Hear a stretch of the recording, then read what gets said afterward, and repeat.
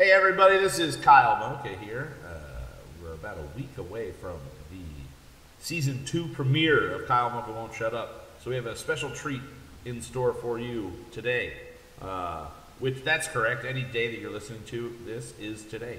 So, but today on Tuesday, the 16th, something like that, we are releasing the never-before-heard podcast of Kyle Moucha Won't Shut Up, the original series, where we discuss... The original. Oh, the original. We discussed Tenacious D. Not Tenacious D.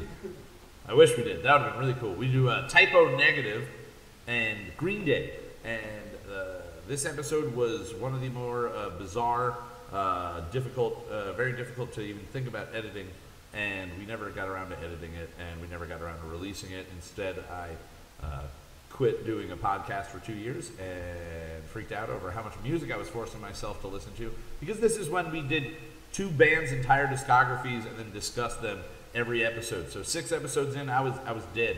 So I retreated to the mountains of Northern California for a few months and then came back and slowly built my climb up to the pinnacle, top, success, metaphors, things, climbing, high, mountain, atop.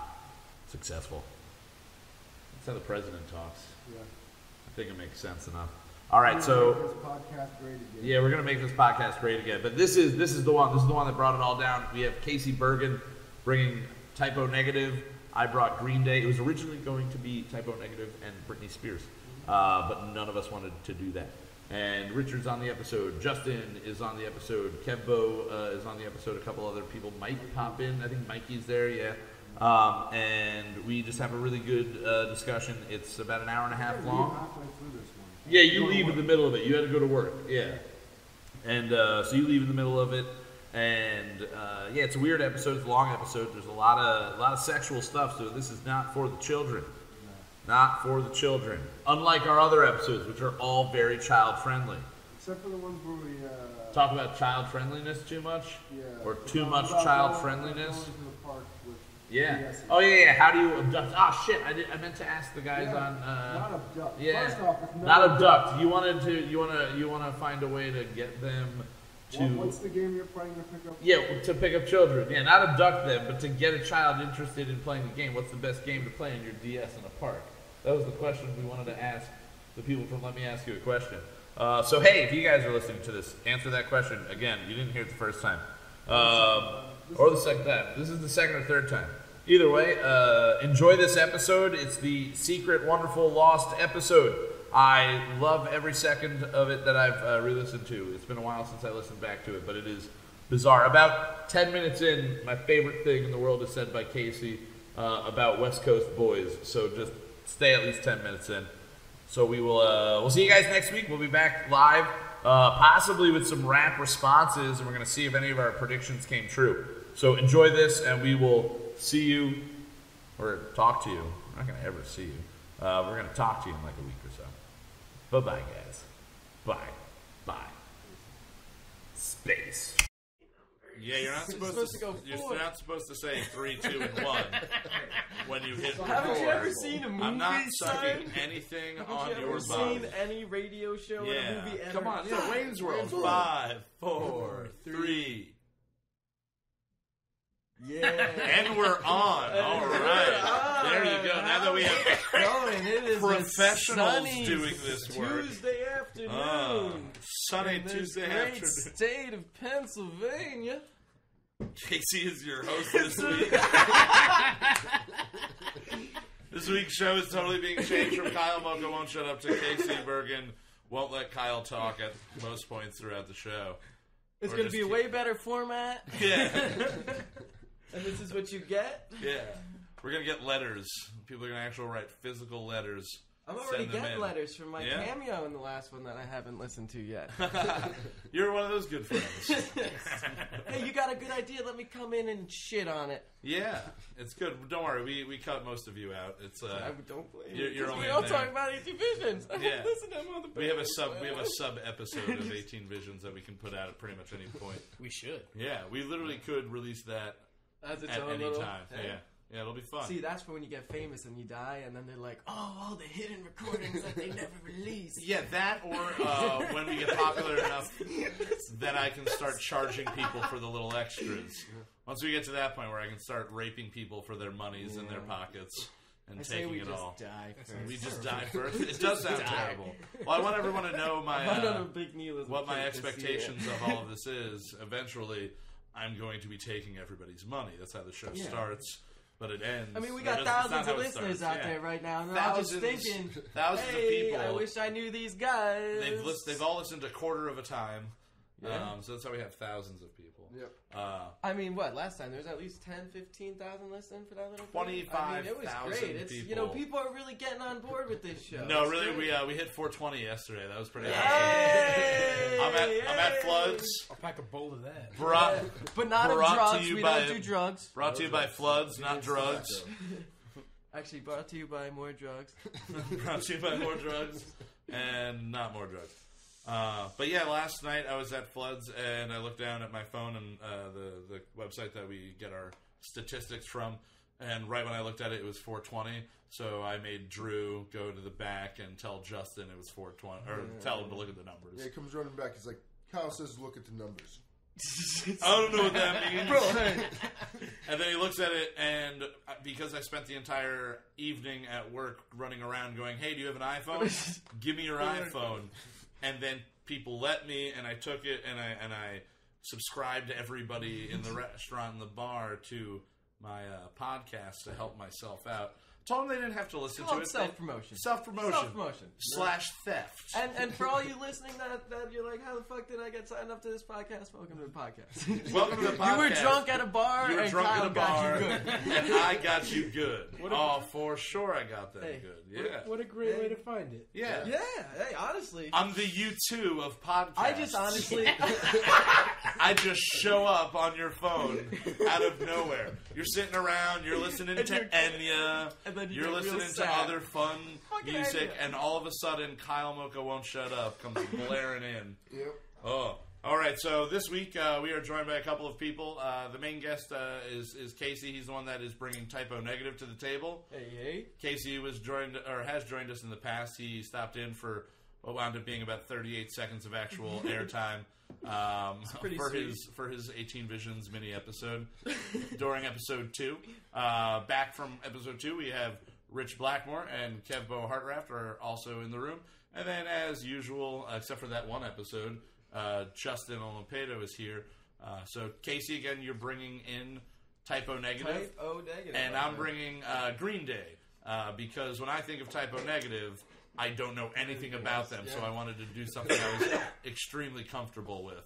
I originally said that it was going to be Typo Negative versus Britney Spears, and I thought that would have been a great episode. That would have been good. But then I listened to 3 Britney Spears songs that weren't ones that I knew, and I couldn't. It's the worst. I don't know why people cut themselves and listen to that at night. It makes no sense. The early 2000s, they're an interesting time. I'm more of a Michelle Branch type of guy. Really, you should have done Christina Aguilera. Christina Aguilera. Sing. She had that good. And that would be still on the same vibe for Typo Negative as the whole dirty raunchy thing that Peter Steele kind of has going on. Sexy as fuck. That's why I always liked him. Yeah, that's why you always liked him, because of his demeanor, his look, and everything. Well, honestly, I remember when I first started listening to him, I was young. I was probably like 12, so like 6th, 7th grade. And I just remember never, hearing a voice quite like his. It's like almost like a Marilyn Manson where, you can hear the drugs in it. You know what I mean? And not to say that, it's that good because of drugs. It's just, when you do the drugs, you can relate to the tiredness in it. You know what I mean? Yeah.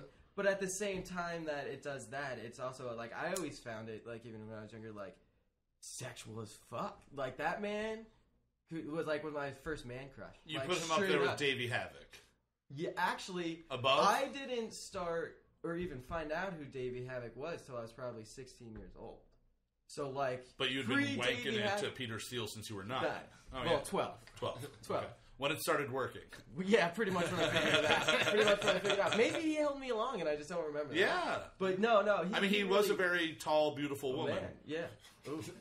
It's the kind of woman you let hold you down. He kind of reminds me of Cher in a way. The hair. They have the hair. They got the hair, man. And the penis, too. And honestly, Cher has she got a giant dick.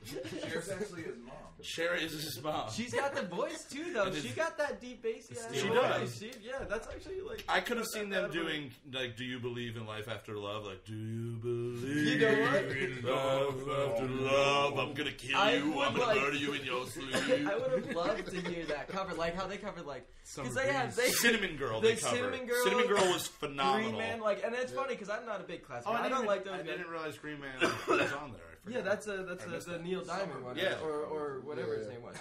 But yeah, no, if they would have done a Cher song, man, we should write the rest of the band and been like, you guys fucked me up. I mean, I know Peter Steele's dead and all, and there's nothing you can do about it, but you guys fucked up. Like, you were even like pretty popular around the Do You Believe in Life? It would have made sense. Like that whole song. Can you imagine Peter Steele singing that? Slow it all down and get it all like. I think as a tribute, we should 55-minute song. We should do a 55-minute version of Cher's "Do You Believe in Life After," whatever the song's called. I'll put it at the end of this podcast, and that's what this podcast is going to end with. Yeah, and just doomy slow music. You're in this for a episode, real treat, folks. This episode is an hour and 7 minutes. 55 of it is going to be that. So we're almost out of time. Yeah. You know, the Summer Breeze cover was actually the first song I ever heard from them. That was the other I one. heard it on the radio when I was like a little kid. Who's that cover of? I forgot the 70s song. Yeah, the DJs covered it, but there was somebody else that did it like the early 70s. It's like because I think like the I don't know. There's probably like the Isley label Brothers of or the song or whatever. Yeah, somebody owned the that song and just kept letting it. When I used to work at Boscov's in the department store, you would hear the original version come on the radio. And you're like, whoa, this is not typo. This is that fucking song. And it's like faster and shiny. I remember when I was in like 7th grade, I was really big into Cinnamon Girl, whatever. Is that Bloody Kisses? That's on. I think it's Bloody Kisses. Yeah. Because that CD was like just coming out around there probably, and I had no idea it was a cover. And I was just like, oh my god, this is the best thing this guy's so genius. Oh wow. And then the girl I was dating at the time played the original song, the Neil Diamond or whatever, and I was just like, oh, what the fuck? This sucks. Put typo on. He's fucking... Yeah, Summer Breeze was originally Seals and Crofts was the name of the group. Wow, no shit. Yeah. Well, that ran the Bee Gees. Whoever those people were. They're dead now. Yeah. It was originally Crosby, Stills, Nash, and Young, dead. Seals, and Crofts. They dropped those Cops, two guys dicks, and chicks. The list just kept going on. Hey, I love me a chick with a dick. Yeah, and what. something funny, the correlation we were talking a little bit earlier with the two bands, things that match up between them, because it's something we're not really doing a versus on the show, but you wind up naturally comparing. Timeline that they're on. Absolutely. They are. I mean, really they have both early '90s releases, like 91, 90, I think, for both of them. Their first albums come out, and they kind of are both bands at very vast ends of the same scene. And you can tell that they're from Brooklyn. You can tell that Typo is a Brooklyn band, especially when they talk at the beginning of October Rust, right? That's the one that they do the hey, with Typo from New York, Brooklyn. Oh, we like that little joke there. It's great, and they have that jokey attitude. And Green Day's just the SoCal poppy or punk version of that, which is cool. Well, it shows the different attitudes on the different coasts. Yeah, fucking beautifully. And then Kevbo had brought up that they were both in Playgirl, the same issue. Billy Joe Armstrong and Peter Steele. Really? And I remember it way back in the day. It being MTV News and like Kurt Loder, Kurt Loder here, and it was like Billy Walton Playgirl, and like Peter Steele lives up to his name. Billy Armstrong does not. Like, East Coast represent. Yeah, because we won the rap war. Brooklyn guys have big schlongs, and Cali guys got tiny little Bart Simpson wieners or whatever. Cali guys just like getting pegged. All Cali subscribers. Hey, all Cali subscribers, you guys like getting pegged, and it's cool. I'd watch. We don't judge on the East Coast. That's the difference. We're open-minded to pegging. To watching lady boys get pegged. You're fucking all the time. Fall, have some fucking seasons. So but they were both in that episode together. or not that episode. They were both in the that issue together, which is a weird. Kind of probably the only time they really overlapped. I don't think Typo was playing the MTV Movie Awards or whatever in the late 90s. I doubt they ever toured together. No, and Typo ended... Can you imagine those two crowds? That would be terrible. Oh, God, dude. There would just be a lot of, like, sad fights. It's like, I really don't want to hit you right now, but you're so goddamn many Green annoying. Day fans are getting broken up with Typo Negative dope heads. Although they were probably getting the same play on MTV. Headbangers Ball, and Green Day. Matt Pinhead. And this kind of brings us to something we were talking. They were playing on Headbangers Ball. They're kind of lumped into this goth metal like phrase, and I don't see them as really a metal band. Their first two albums come out, and they seem more in the New York hardcore, New York punk vein. And then when they change over, there's a little element there, like in some of the drumming. And some of the, the guitar riffs. And it's, I always say the goth thing because almost the size of this sound. Yeah. Like that October Rust is they start building up that sound. And that's when I think of like I refer to them as goth industrial. Like I don't know everything about it. You know what I mean? That's just kind of like is the easiest way to describe their sound, but it's not necessarily they're like a super gothy band. They're that definitely cool has that LA like rock sound from like the early. Well, they're 80s. fucking like, rock they're stars. They're absolutely fucking rock stars. They're the big boomy guitar, like the guitars are real like shreddy and like. Well, you got a front man fucking bassist too, man, and that in itself. So some of those songs, I mean, like that start of Black Number One, that. Oh yeah, that song's awesome. Black Number One is one of their best songs. Honestly, if like when I'm introducing people to Typo. That'll be one of the first songs I play because it is a real great encapsulation of them at their like their absolutely. They had a video for that too. Yeah. That was. I mean, not to say that they don't have other great ones, but like you said, those first two CDs are old school. Yeah, you know what I mean? Totally Brooklyn different. Fucking, and then when they're playing shows in fucking Madball. When you get when you get to Bloody Kisses, it's just. I mean, the opening right away is just like the most enticing opening to it. Almost just like it's like. Pretty much as a girl coming for like 15 seconds, and you're just like, yeah, I'm gonna listen to some more of this album. I'm sure there were kids pre-internet porn. There were definitely kids that were just buying that CD and they're just like, 15 seconds, can I do it? Can I do it? Can I do it? I don't want to have to hit play again. Okay, all right. Those are the kids that have the horrible high school. I don't know why I did the graphic visual for this.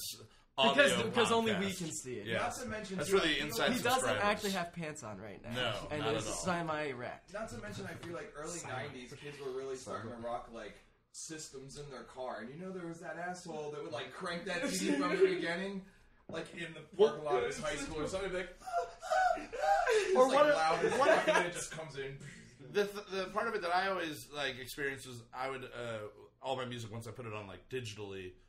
I would drive around. I had a Zune that I sold to Richard at the shop. You were one of three people. One of three people. No, that was all of us. One of three people that bought a Zune ever. But I had a Zune, and all my music was on there, digitally, and so it would play through songs randomly, and then you'd get a joke song from a punk band, and it's just like 30 seconds of silence, and all of a sudden it's just like, ah, hey, ha, and you're like, why? And it's like either in your headphones or in your stereo. If you're driving around and you've got Typo Negative's entire discography, that's going to come on at some point. Yep. And what if you are like in traffic and you're just sitting there, there's like a minivan with like 7 kids in it, and you're just blasting, because you got like a convertible or whatever, and everybody can hear it. Yeah, your convertibles that we drive around in. Y'all rich? And it just comes on. Y'all rich? You get arrested for that. Not to be in cars with just a bunch of people that you are friends with. Yeah. I've never heard it. All of a sudden, it's that awkward silence. No, you know what? I was always because I do that. Typo Negative is one of my seasonal bands. Like they're pretty much like fall. My fall band is like Typo, pretty much. And like, when you're driving, more than a half hour and you're just zoning out, and the music's on and shit, and you're not paying attention, and then like 6 minutes go by, and you're like, why is there no music on? Is my fucking stereo broken? Then. And you're just like, 10 years I've been listening to this CD. 10 years they've been laughing at me for still listening to this CD. Yep. I love this and that is an element that I really appreciated. A lot of their songs you listen in like the earlier stuff like that. I know you're fucking someone else, and like I'm gonna kill you tonight. Like My girlfriend's girlfriend. My girlfriend's girlfriend. Girlfriend's girlfriend. Lyrically, do you like, think, and is it just like, I'm fresh to this, I'm only really listening to them in the last week, was it always like a well-known thing that he was just fucking with everybody? Or did people take him seriously? Did they think he was really threatening? Were there like mothers against, whatever, standing up and going, he's singing songs about killing people? Or did people in the scene just kind of go like, okay, that's what it is? I think it's a joke. I think that's a new, not necessarily just in New York City, but almost like a Northeast, just kind of dark sarcasm. Okay, because that like, just because it's like, it's I mean that's it. No, it is a very regional thing that we have. That's even the difference between like here you wouldn't and, have that in the Green Day Allentown. The difference between here, like, personality-wise, because we just have, like, it's colder and it's a little shittier over here, and then you go down there and everyone's a little bit more well-off. They don't have the same sense of humor as people, like, in our town do, and we do have more of a New York, like, influx. Oh, yeah, well, because... So that personality makes so much sense. Absolutely. I didn't know, though, with the one song on the first album, it's called, like, Der Undersell. I'm like, is he fucking with? Like, is he just trying to offend people? Yes. Because it is very much so. Just you're black, get off welfare, stop being a piece of shit. Yep.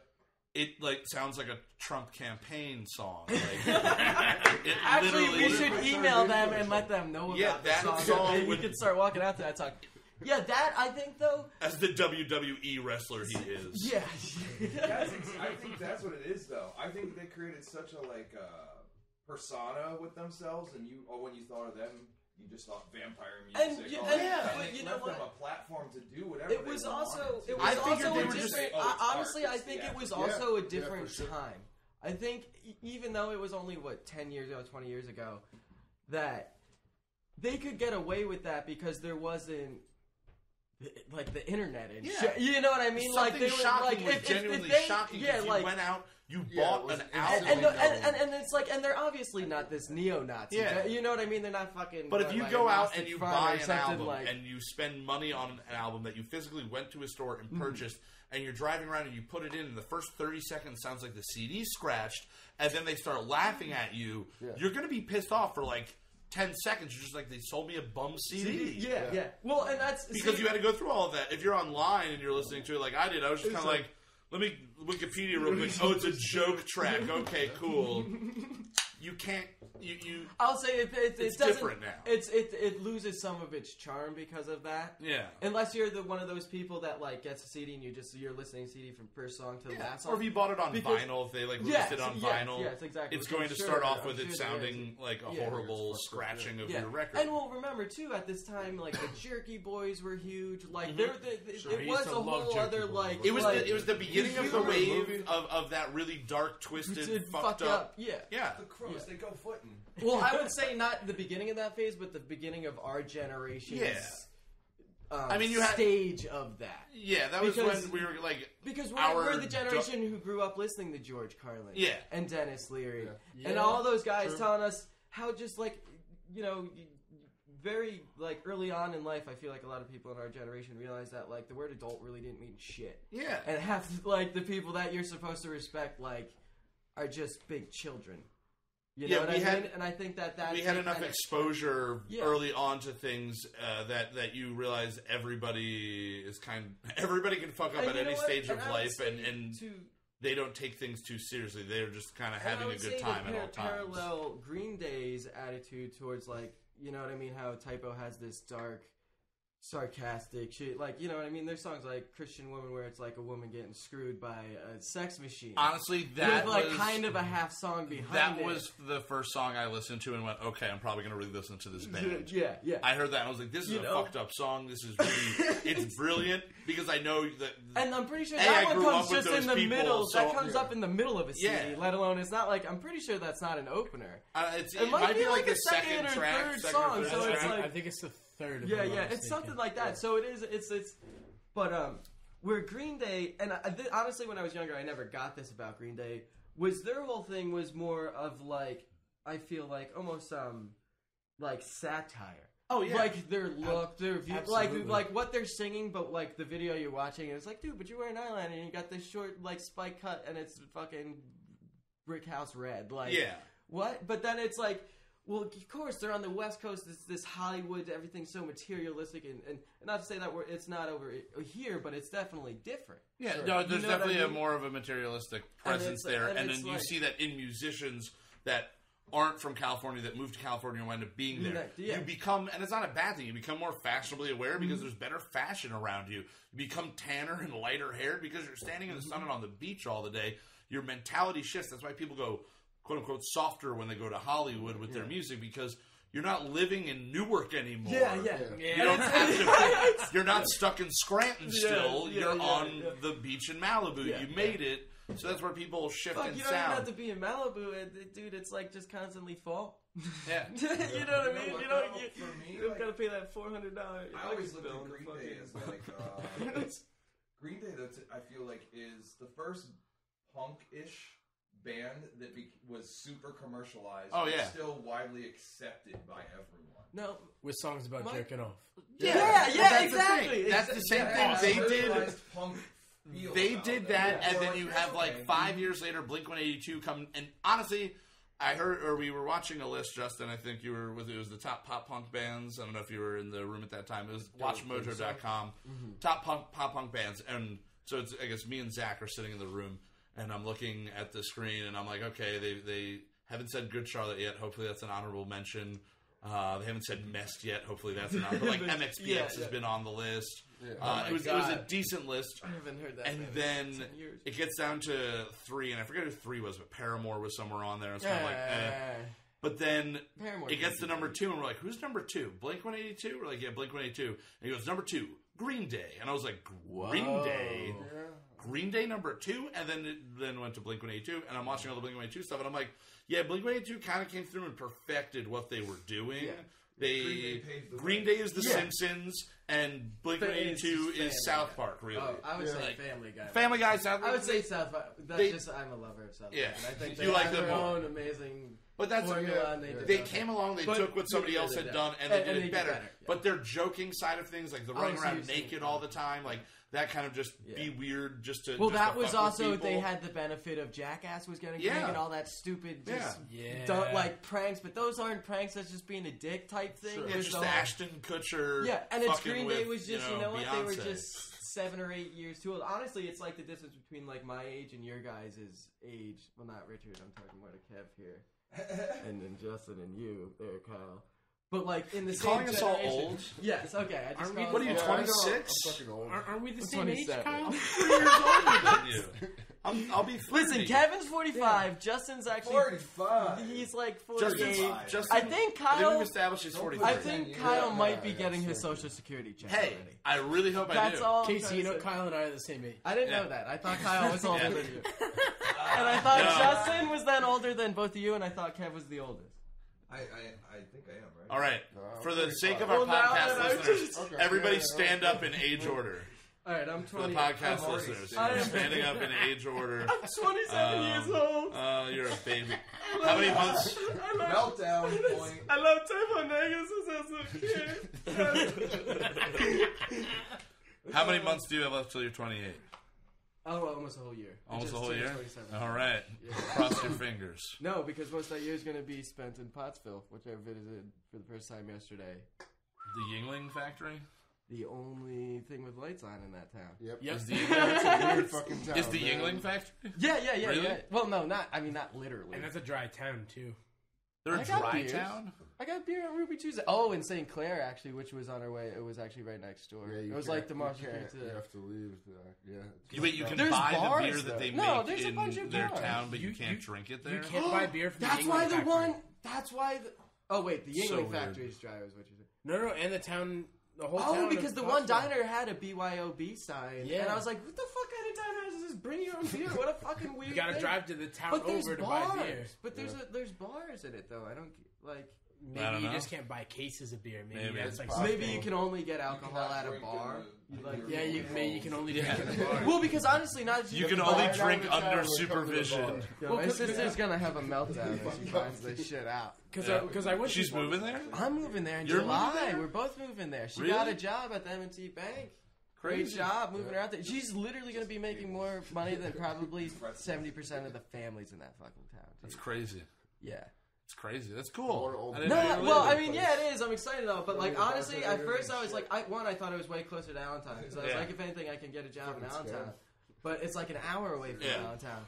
And like, dude, honestly, I was down there. I was like, oh, it might be a little bit hard to find a fucking job. But everything is super cheap. Like 2-bedroom apartment, all the utilities except for electric, $500 a month. What? Yeah. Yeah. But you live in Pottstown. Well, in Pottsville. Pottsville. Two different places. Yeah, I didn't know that either. I was telling everybody every other one. Huge difference. Dude, I used to live in Poverty. Yeah, apparently not. But one of the scariest places was New Philadelphia. I drove through that one time. Pottsburg. There's a Pottsburg. When you live out there, there's a Pittsburgh and a Pittston and a Pittstown. It's like, I ain't you to penny. Pittsburgh and a Pittsburgh and a Pittsburgh and a Pittsburgh. Oh my god. All right, so back to typo negative. Back to typo negative. Hey, typo negative would appreciate this conversation. They would totally. And I'll say they're all about low rent. And here's another thing that I always hope you like our little joke. Hope you like our little segue. Cheap Pennsylvania town. You're all still listening. I can tell you why when I was younger, because I was in the age group where I should have loved Green Day. Yeah. Like, I really did. Honestly, I didn't start listening to pop punk till I started hanging out with Courtney when I was like 22 years old. So I started listening to like I was never Blink-182, but like Newfound Glory I really latched onto and started like actually enjoying Green Day songs until I was like 22.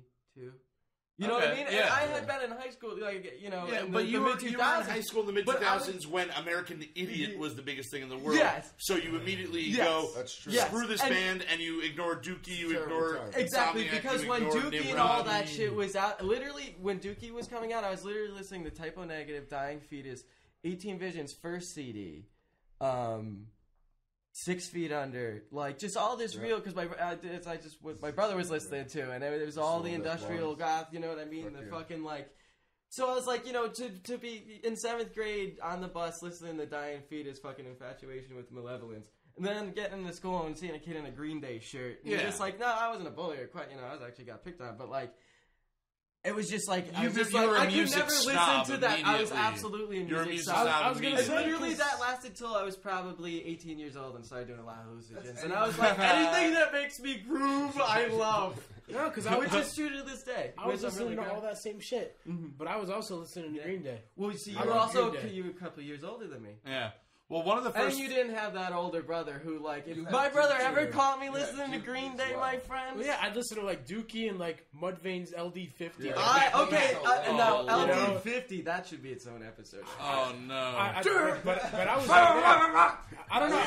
I won't be on that one. I will not be on the Mudvayne episode for... You know what? I bet you this is how lucky... I'll run it. This is how small this world is. There's some ex-member of Mudvayne is out there listening right now. Probably. He's like, I'm going to send a strongly worded fucking email to this motherfucker. Yeah. Can we just do like a new metal episode? A new metal episode? That actually would be great. I mean, we could just do one episode talking about all new metal. Because there is good new metal. There is. Well, I mean, we did Deftones last week, and Deftones... Deftones ain't new metal. But they were lumped in with it right off the bat. They were lumped in because of the time. Yeah. Exactly. But they're not new metal. They started out as a reggae. I wouldn't say that they're not...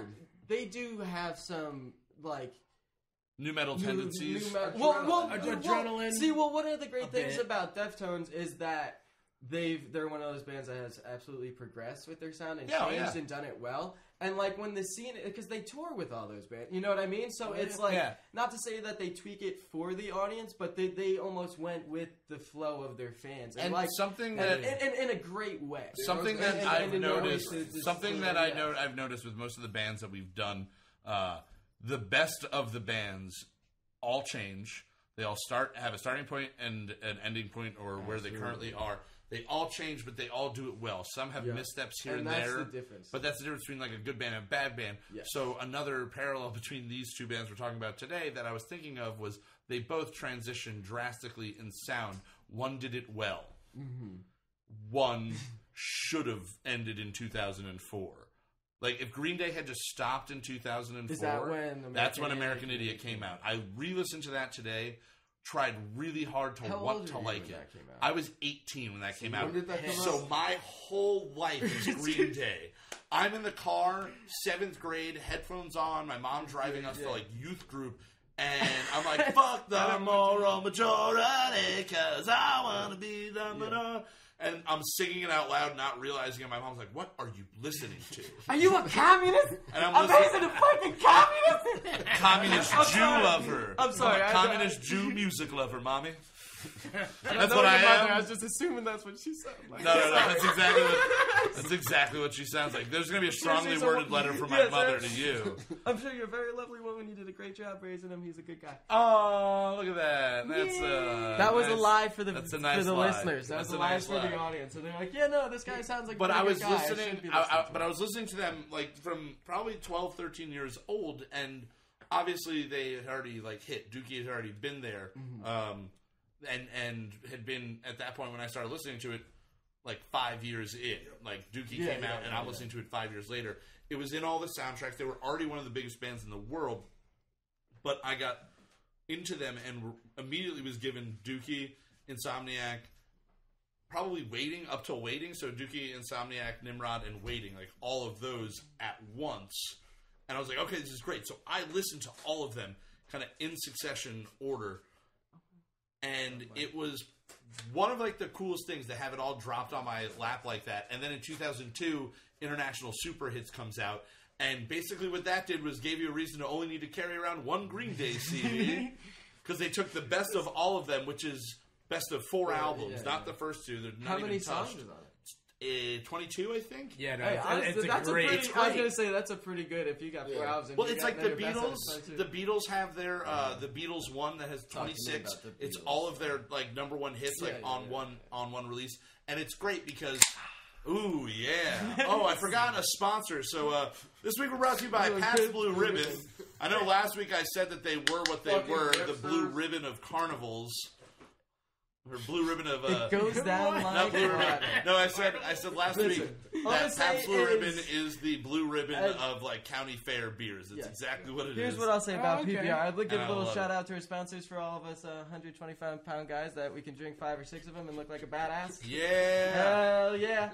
Hey, And- I'll and keep up from, with you guys. Yeah, don't worry. 275-pound man, I'd like to say thank you for giving me some water to drink in between my beer. Yep. Real quick. Pabst Blue Ribbon. More than water. What Green Day album was it that they did the whole, like, there's a big theatrical thing to it, and they wore, like, all black? That's when Hawthorne Heights was coming That's out. American Shit. Idiot. Yeah. Is that Okay, around the What came Screamo? first? That or My Chemical Romance Black Parade stuff? I think that That's like came the out same- right beforehand. If not, That it's was- very Well, close. that's when... That was like the same, and that's what pissed me off. Is that I the saw same those with two things, Ohio and is I for liked Lovers?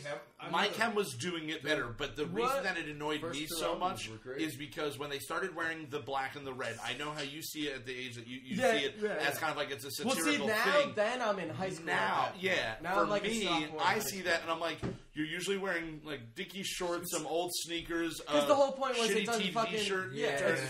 shitty T-shirt. Nothing matters. It doesn't matter. Yeah. I'm here because I'm playing music. I have the worst dreadlocks in the history of the world at one point, and it doesn't matter. It's like, who cares? And then it's all of a sudden we're businessmen in business suits, Yeah, but it's that- all black. And Yeah. they took what was being done, like when Alkaline Trio would dress up for like an album cover, Yeah. and they First, turned it yeah. and they turned it into Avril Lavigne, and that's what they Well, were. see, in but that was... 2004. I They see. were I feel Avril like Lavigne. that's so much of being on that major label. True. And that's so much Neon of green that... and orange. But they had done it for a Yeah. decade. They had done it for a that's decade, 8 years, 10 years. They probably sat them down and they were like, "Listen, guys." That's where I wonder was how It's a much new pressure age. was it... Well, I wonder how much pressure was it from the label and how much it was pressure from themselves to be To like, grow. we're going on Yeah. 10 years. We Yeah, gotta... we need to adjust a little. We need to be saying we're not 22 anymore. We're 35. We have kids. We're 35. Let's put on tight, Yeah, button-up right? black shirts, red ties, and eyeliner. and sing about. But they sing Wait, about. did they have a local band do econo- that? yeah. Yeah, Motionless and Cox or something. No. Or Split Black 50 and did that pretty Cox? much every week. Yeah. It's like Black and Cox or... My City They had Backfire that did it as stupid- well. They had that stupid flag at every show. I don't remember. You guys don't... Sorry. I drank a Monster before I got here, and I, like, never do that. So Yeah. I'm like... Hey, never had Monster Hypes, before. man!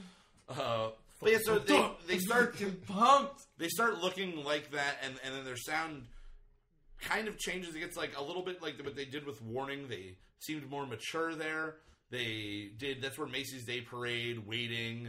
Did you buy those CDs? I love those CDs. I had those CDs. Like I bought them all kind of right around the same time, like in 2000, maybe like a couple of years before I had Dookie. Mm-hmm. I probably had Dookie like from the age of like 11, 12 on, and then I got the other three. But for me, that moment that they became that fashion icon, Avril Lavigne, and like I hate to say so extremely mainstream.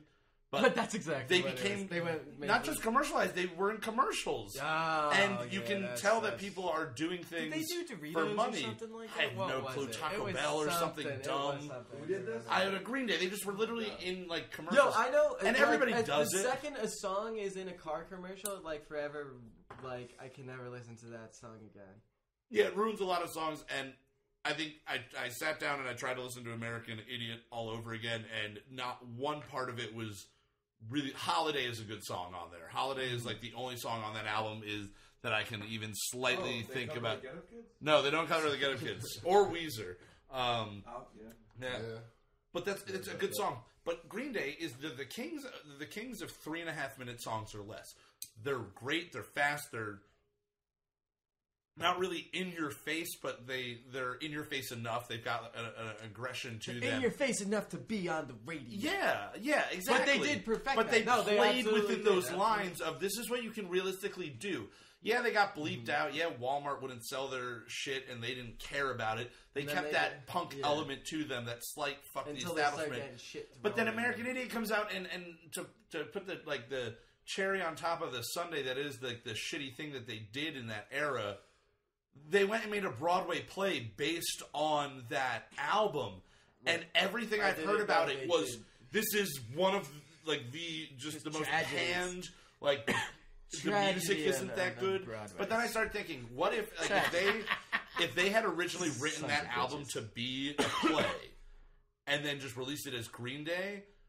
I think that's where the mistake would be, unless if they had just turned around and went, "Hey, we're just writing a play." I think the make was being like writing a play. It would have been cool. But if they said we're just writing a play and they wait, the band wrote it. The band wrote it. The band wrote the play. Well, somebody wrote the script, like the they pretty much had a professional, and they did all the storylines and everything. It was a collaboration. Pretty much, it's like this is what we want. You're a professional. Write this story. Like you know how Billy Joel, there's a play about Billy Joel called "Moving Out."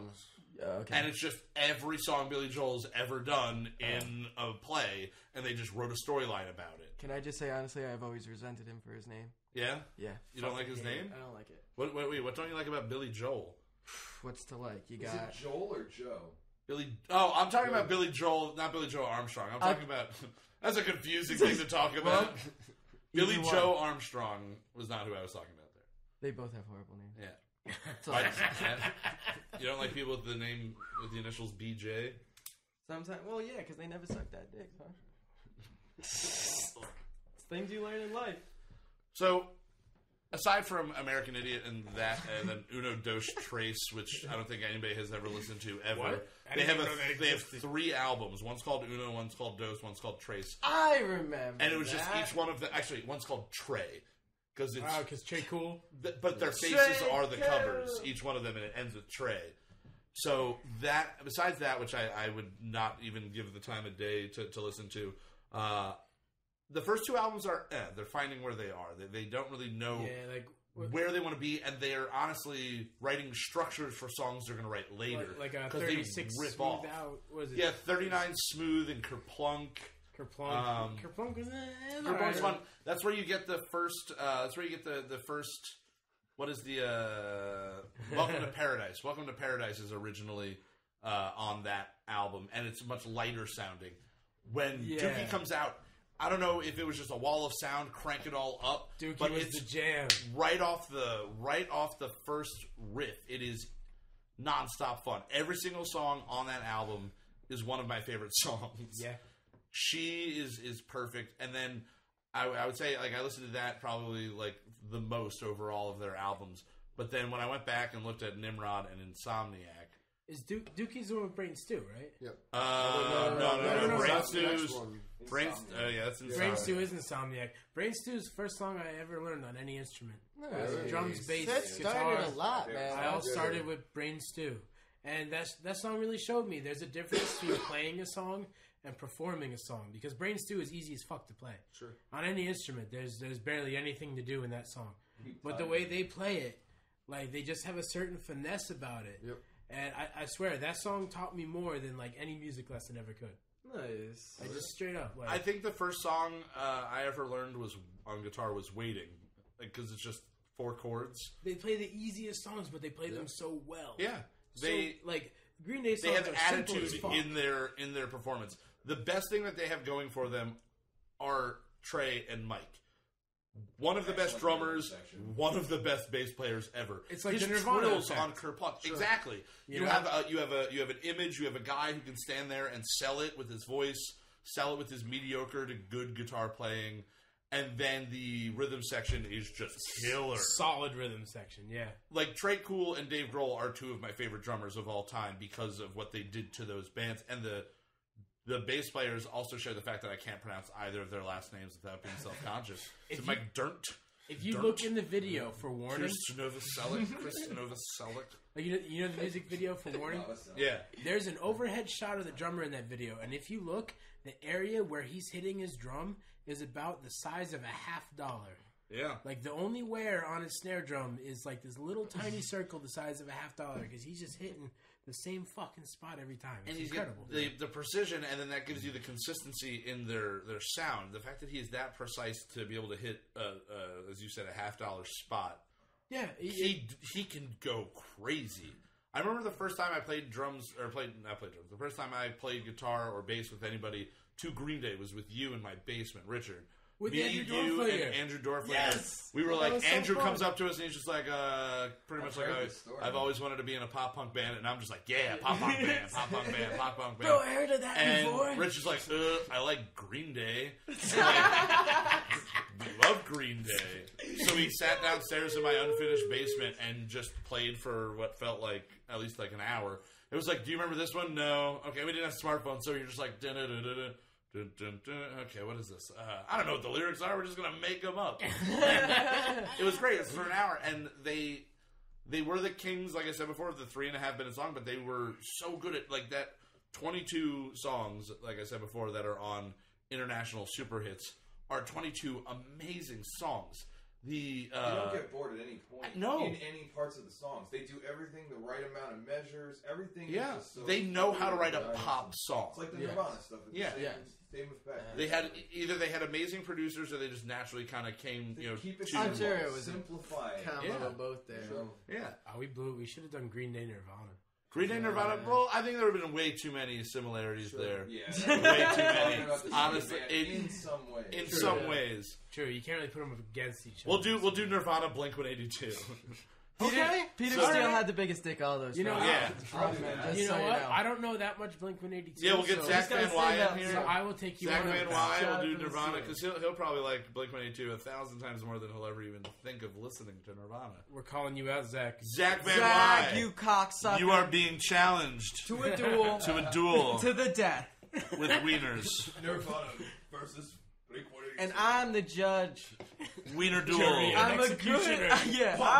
good. Listen, I'm real good at judging dick. I'll tell you what, I'm real good at it. You started by judging Peter Steele's. And which is a Did you ever beautiful listen dick. to NoFX as well? Were you into them? Not really. I knew. Pennywise, yeah. I knew who It was they like were, and I like their If name. I heard a few songs, I could probably like recognize them. Yeah, because they reminded me of Green Day, just not as polished. Like they Yeah. didn't have the vocals. Skater It was skater punk. Yeah, no, for sure. But it had that same feel. Like I love Green Day as much as I love NoFX. You know, Nicole is really into NoFX. okay. Yeah, The Pennywise songs has never that. changed this tempo that is like just It's driving.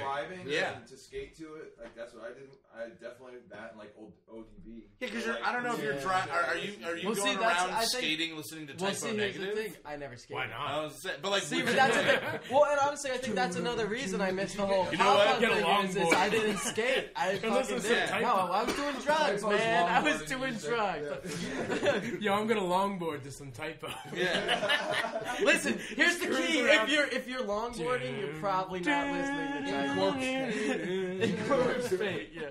I like that. We should just do like a bar crawl, but Longboarding in corpse paint. But longboarding in corpse paint. No, you're wearing corpse bride giving somebody a longboard. You know what I'm saying? Oh, I don't know what you're saying at all. No. It has to do with two men having sex. All right. Two men having sex. Longboarding someone. Yeah, you never had to hold it on up. longboard. Here's a longboard. I just made up what a longboard was. But All is right, longboarding so a thing now? Stretch your dick as much as you can, and then slap it off somebody's back or something. I don't know. All right. But the point that you were bringing up the about dicks. This is about music, okay? Bring up the punk band. That is your fucking catchphrase right there. What? This ain't about dicks. It's about music. Dicks is about music. Yeah, it's $5.99 for that catchphrase. $5.99 for that catchphrase. Well, now $12.99. You didn't have to go and stiff me on it, dog. But going back though to what you were saying, like about Pennywise being out and other punk bands around at that time, the kids that were really into Pennywise in like the early '90s, I feel like they hated Green Day. I feel like it's like they were like when they hit like the big. I mean, because you're like 12, 13 around that time when they first started coming out. It's like Trump supporters hating the Republican Party. Yeah. Think about it. You have your establishment pop punk band, fucking Green Day, and then you have the fucking outsider, like, no way, we're not making $1 million, we ain't in Doritos commercials or whatever. Yeah. You know? Weird analogy. Sure. I just set it out because I get it. I like you know what I like about your analogy. It had the wisdom and the planning of something Donald Trump would say. Bam. Yeah, I just made it up off the top of my head right there. Yeah. Build a wall. Emperor Trump 2016, make America great again. Great again? Great again. Great again. 3 beers. Make America great I'm 2 again. beers in, man. Make America great again. 25 pounds. I just woke up. America! There's gonna. I woke up to you guys' conversation. That just make you subconsciously think that you're great again. Yeah, great again. Great again. I've seen pictures of people with shirts like at a Trump rally saying "Make America White Again." Really? Yeah, like. I mean, that's what it means. Middle-aged women. That's middle-aged women, like 4 of them. Well, they can be Make America too. White Again across 4 T-shirts. It must be really weird when you're the chick with the word white on your shirt and you're just walking around like to there's go take white. a shit in the bathroom and White. people just walk by you and it's just like white. Well, you're at a Trump rally. You're at a Trump rally, so they're like, "Yeah, that's right." Yeah, white. Is it a Say white, white. shirt with black text? So like, fuck with your head. Yeah. What about making again though? If someone's walking around make and someone's walking around again. Again. Again. Hey, they Great go is into- an asshole. You know, That's what I was thinking. I was like, again would be way worse. Great. America's Make would be a slut. He's just making it. America's the lucky one there because I just want America. Yeah. Oh, yeah. America. Awesome. You'd just be like, that's the artsy kid. They're like, make. He makes things. He creates things. you know what? Are Well, you on okay. Here's something I'll say. I bet you Typo would be Trump supporters. Okay, do I you bet think you were they very on the Republican side of things? No, they weren't political as well. Okay. From anything that I know, just from their music, I'm not one to like follow bands of like, oh, interview with this band and like actually read that stuff. But I don't think that they ever were. And politics wasn't like it was. I mean, it wasn't as divided as it was in the 90s. Okay. Even the early 2000s. Like even when Bush first got elected, yes. No, like, right now when it's we look back at it, drastic, but it's yeah. like. But literally, you know, because that's really when I first started paying attention Also, to shit. Rage was like the only band that had anything to say. Exactly. So it was like they didn't have to worry about that because Typo didn't have the Donald Trump. You know what I mean? Yeah. They because there wasn't. There wasn't anything that pissed them it off was- so much that it they was- had to act. Like I hate to say it, but you know what I mean? But it was that pre 9/11 world. Yeah. It was. Yeah. Lucky them. Pre 9/11 world. Yeah. No, Well, I mean, except for their last 2 CDs. yeah. But Yeah, they wouldn't have had their last 2 CDs. Now, how do you feel about like as far as like the later stuff goes? Like honestly, what's here's Dead Again? Is here's that the exactly? It's Life Is Killing Me, and Dead Again's the last one? Dead Again. Yeah. And for years, pretty much when Peter Steele died, I was like, okay, October Rust, Bloody Kisses, all the time, and then sprinkle in the old CDs. And their 2 CDs came out, and I didn't listen to them. I was just like, Peter still is on those CDs, but like, I didn't listen to it for a long time, and then I listened to them, and I'm like, they're fucking great. Yeah. Well, like, I psyched myself out, literally, and was too scared to listen to them, because I think I don't follow bands for, like, when that year that CD came out, I was listening to it. Like, Yeah. I don't pay attention enough, and then I go back and look at them, like, and I'll be like, oh, shit, Typo had 2 other CDs I haven't listened to. But at that point, I'm like... He's dead. He's dead. I'm just scared to even tarnish it. Yeah. But then eventually I go back and Life is Killing Me is fucking great. And then the title track, The Life is Killing Me, is a great fucking song. And I thought overall that had mm-hmm. I think it's probably the most enjoyable listen of all of their albums. I think just because start to they're finish. all older, they're all professionals at that point. And it has the best cover on anything on any of their releases with Angry Inch. Yes, Angry Inch. The fact that they what's the play? It's like. Queen. No, it's like Hedvig and the Angry Inch. Yes, it's about. No, I think it's like a Danish or some European person who. It's a man who had a sex change. As a cover? And it's a cover of what band? No, from a Broadway play. Oh, it's a play about someone getting their dick chopped off, but the dick job going poorly, so it's got a nubbin. It's a That's She-Man. a play. It's a play. Yes, that's the it's Angry Inch. Hedvig and the Angry Inch. That happens on a stage. Yeah, no, that doesn't. I mean, it's great. It's a really over the top, crazy. What happens on It's the stage Broadway. stays on the It's stage. It's Oh, Broadway. go. Yeah, It's Broadway. Let's go. They have it. It is a movie. It is a movie. Yes. Like you Yes, can it just was like a watch film the movie. out, They made the film Okay. version of it. That's fucked up. But That's yeah, real fucked up. I thought that was ridiculously the weirdest choice for a cover, content-wise especially, but then going back and listening to the other things they said, it made more sense that they would do something like that. Did you listen to the newer stuff first, or did you? No, I went in order. I did chronologically, so that's a good like idea. my issue. Not my issue, but the thing kind of held me up with Caven is I really liked the first 2 releases of Caven, and then when we got to later stuff, I was like, oh, I don't like the change right now, and then it came back. But this, I was kind of like, I like it, but much more of this. I don't know, like if I could deal with their first 2 albums forever. Well, honestly, I don't listen to those albums because it's like something feces one, and then the slow, deep, and hard. Actually, slow, deep, and hard. Slow, deep, and hard. That's the first one, right? Is the first one. I think it's great. Slow, deep, and hard is my having trouble with some women, feeling like shit, and I just need to like. I know you're fucking someone else. Yeah, and like I put that on when I just need someone to connect to, because as soon as Peter Steele starts singing, I can do that. The talks about cum so I much. wrote that The shit that he's saying, he's like, you smell like cum, it's on your face, and like shit like that. I'm like, say this, guys. Are you Never fucking kidding me? That's cool, dude. And I really, and I don't know if this is true or not, but I just always assumed that they were just like Brooklyn neighborhood friends who grew up together. Yeah, and I don't know much about the history of them. It is something that you would like jokingly go to your friends and be like, listen to this, you know what I mean, and sing that song, and then them being like, fuck it, let's do it. Yeah. let's just record it. Like, yeah. He just walked in a room and he's like, I know you're fucking someone else. And then the other guy just goes, I know you're fucking someone else. And they're like, that's actually, it's much better than Taco Tuesday is my best day that you made up last week. So we'll take this. It's a little dark and fucked but you up. know what? I think my next song is called I'm Going to Kill You Tonight. I think they were smart enough to realize that there's enough people out there that can hear those songs and just be like, yeah, dude, I was there. They kind of, yes, I know exactly what they kind of have a weirdness with their lyrics the way that CKY does. CKY just does like really fucked up weird shit.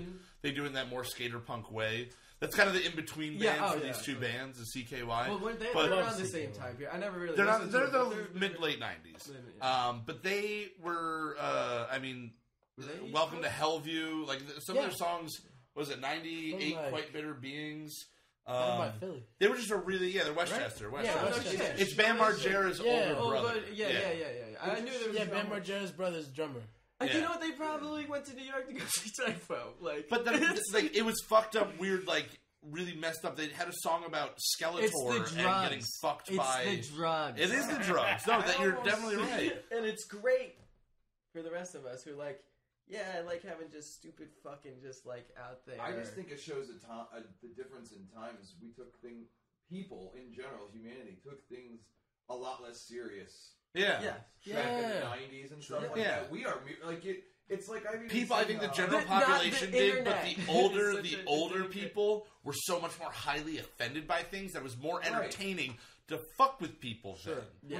You mess with somebody. Well, think this is the same time period as Howard Stern becoming a phenomenon. You had, like you said, before the Jerky Boys. Yeah, like all this comedy starting to actually in like mainstream get to like R-rated comedies.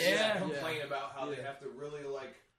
Bob Saget. Their material Bob Saget had are just fucking way too critical and take things too serious. And it's a comedy well, that was a big thing. That was a big thing for me. When I moved down to Philly, I was down there for like 2 months or whatever, 3 months, and I was doing stand up a couple nights like here and there. And what pissed me off overall the most about the Philly comedy scene is they were closing a lot of clubs, so it became more competitive. And if you weren't already a part of that clique, you didn't really have a good shot of like getting it. Yeah, so I walk in and I just look like me, and I'm standing there. I'm signed up. Everyone else was there like a half hour before you're supposed to sign up, and they're already signed up because they're all like friends. And I just sit there and I get on stage and I start doing dick and fart jokes that are just kind of funny, like warm up jokes. Yeah. And everyone just kind of stares at me. And I'm like, "You're not better than a fart joke. Fuck you. They're funny. Like some of them aren't, but like." You should be able to be. If you can't laugh at a fart, you're fucking doing it wrong. Yeah, and especially when somebody's being just like as awkward as they can possibly be on a stage in front of you. Well, and it's like the whole point of you're there is it's like it's to laugh. Exactly. Why are you being a dick? Yes. Like why are you being a dick? You know what it is. But people today, it's people that are more pretentious. It's people that think that they are city life, and that's why I ain't live that shit. You fucking goddamn bastards ruining this whole goddamn country for cities. For sure. Fucking burn them all. Why is the saying sticks and stones? I ain't kidding either, man. I have a deep-seated dislike of cities. Yeah, it breeds a horrible attitude. I feel like people aren't brought up with that fucking saying anymore. You say one little thing and everybody gets so What's the entitlement, man? Like, people definitely get way too like bent out of shape about the easiest things. I think music has been affected by that. And everything has been affected by that. You can't be gruesome and absurd in a way that's not like commercialized. Oh God, no. Like there isn't really any one person. Who's the weirdest person? Lady Gaga, and she's strapping like hams to her shirts, like. Yeah. Oh my God! You're in a ball. Bro. Yeah. What is that? You gave birth to yourself somehow. You know what's happening at shows in people's basements back at that time? Like we have Guar. We have Guar. They're doing weird shit. Like that's like something that still exists. That's in that vein. But I think it's because they were just still. They're still around. They're still Guar is pretty much at the rate of where like Chicago is touring wise. If they tried to come out state tomorrow, fairs, like tomorrow was their first show, it wouldn't. Who? I don't think it would. Guar. If Guar were to come out tomorrow, it wouldn't really work. The fact that they were still going through. It'd be an internet viral. Well, see, but Guar's one of those bands that's been around long enough to be like a generational band where kids are growing up with Guar fan parents. And then you also have to Guar look. becomes like a But you also have to look as far as like with the way people receive like media and everything nowadays. You see something and you listen to one song or watch one video, and then you might go listen to more. When we were getting this stuff, when you first got a Type O album, you got a CD and you sat there and you listened to the entire CD. When I got Green Day, I sat there and I listened to the entire CD, so I knew everything. I got to know them through their lyrics and through their music. Listen to "Fuck Off and Die" if I didn't listen to the whole Green Day CD. Is it "Fuck Off and Die"? It's something like that. Which the last one? song, F.O.D. F.O.D. Yeah. "Fuck Off and Die," right? Yeah. That sounds amazing. Yeah, and even Warning. The last song on it is Macy's Day Parade, which is the last song on International Super Hits. And they took what they started doing at one point with Good Riddance, which I'm surprised we haven't mentioned that song yet in this episode. But they took what they were doing there, and they just made it a little bit more mature, and it was still a good Green Day sounding song before they went and, Boulevard of Broken Dreams to everything. Yeah. It's so bad, How right? Like, ironic of a so title. Bad. How ironic of a title. It's one of the most ironic titles ever because they destroyed all of our dreams with that song. All of your dreams. They became a ballad band. They did. Wait, Good Riddance, that's the acoustic one. Right? Good Riddance is the acoustic one, and I love that song. Oh, yeah, Time of Your Life. Time of Your Life. That came out, and I remember hearing on, maybe it was, I don't know if it was MTV, but on the radio, people are like, this punk band releasing an acoustic song. which spurred everybody for the next decade. Everyone has one ballad in the way that the 80s hair metal bands all started having one ballad. Every talent show had some kid covering that. It was your graduation song. It was your prom song. It was perfect for them because it has the fuck up in the beginning. Yeah. Dude, that was perfect. Yeah. That was the best thing they could have done. And the music video was really sad and somber, but that was the moment where you kind of went, okay, this band's going to become a huge thing in the world. It's not just like a punk band that's getting popular right now. They're going to be a mainstay band. Yeah. And then... Did they ever play the Super Bowl? I don't know if they ever have. So. Never got there. I feel like that's the pinnacle right there. That's a different level. It would make sense for them to do it at some point, but if they were to do it, it probably would have been like 2004, 2005. That's what I was thinking. When they got them, but they got all political, and that's really where I think they lose a lot of people. I can't fault them. I can't fault a band for getting older, maturing, and needing to change to fit the way you feel. I can't fault you for that. But when I was listening to that album this morning, I was watching it on a big ass TV with the lyrics coming up for every song on the YouTube videos that were playing for it. It's the worst lyrics ever. They're pathetic. They don't mean anything. They're also a band that's trying to write songs for people 10, 15 years younger than that. True. And that is a hard thing. They're falling out of time. And especially when these dudes have been paying real fucking crazy taxes for the last 15 years on your multi-million dollars a year. Yeah. You know what I mean? So it's like, fuck the system, but I'm a millionaire. Maybe we'll release things to Walmart. So, you know what I mean? So, and I don't want to think, I'm sure all the political, but it's like, that's always a rough thing for a band to do. And that's something Typo stayed the fuck out of. But like I said, they were in a way less political atmosphere than we are now. And then also... That's kind of lucks them out. Because they... In 2004 for Green Day, Bush...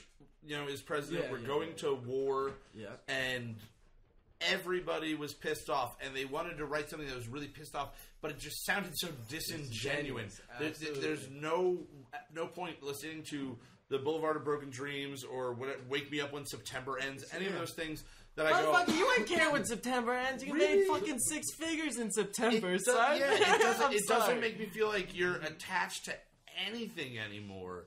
And then again, I didn't listen to Uno Dos Tres because of that album. And that's the only thing they've done in the last 12 years, are those 2 albums, or those 4 albums. But I just think that it's... Do you think they will put out... Are they putting out more music? I don't know. They did... One of my favorite things was Foxborough Hot Tub. They did this band aside from Green Day called Foxborough Hot Tub in 2007. It's if Green Day and the Strokes had a baby.